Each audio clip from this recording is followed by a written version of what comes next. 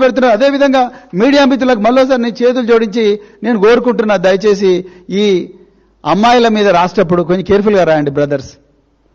వాళ్ళు ఇది రాయంగానే వెంటనే 2-3 ట్విట్టర్ హ్యాండిల్స్లో చాలా ఫేమస్ జర్నలిస్టులు, వాళ్ళ పేర్లు నేను చెప్పను, ఇక ఏడుస్తారు వాళ్ళు. Union home minister alleges honey trap అనే హెడ్డింగ్ తోనే లీడ్ స్టోరీ హనీ ట్రాప్ పెట్టినరు. ఈ అమ్మాయి గోస, ఈ అమ్మాయి మీద జరిగిన అత్యాచారం, మొయినాబాద్ లో జరిగిన అత్యాచార యత్నం, ఆమె కూల్ డ్రింక్ లో డ్రగ్స్ కలిపిన యత్నం, ఇవన్నీ ఎక్కడో గాలికి పోయినాయి. హనీ ట్రాప్ ముందరికి వచ్చింది. ఇంకొక మహా న్యూస్ ఏదో ఛానల్ ఉంది, వాళ్ళైతే డైరెక్ట్ ఆ అమ్మాయిని నీకు డ్రింక్ లో కలిపినరా లేదా అని ప్రోబింగ్ ప్రశ్నలు వేస్తుంటే అసలు మనం ఏ సమాజంలో బతుకుతున్నాం? ఇదే మహా న్యూస్ మీద ఇంతకుముందు కూడా తెలంగాణ ఉద్యమకారులు పోయి దాడి చేసిండ్రు. అప్పుడు ఇదే బండి సంజయ్ వచ్చి మేము కాపాడుకుంటాం మీడియా అని అన్నారు. ఏంటి ఇదేమన్నా క్విడ్ ప్రోకోనా?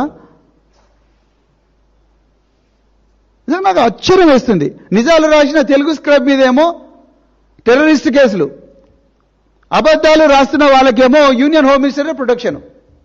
ఎట్లా ఉందండి అసలు నాకు అర్థం కాదు.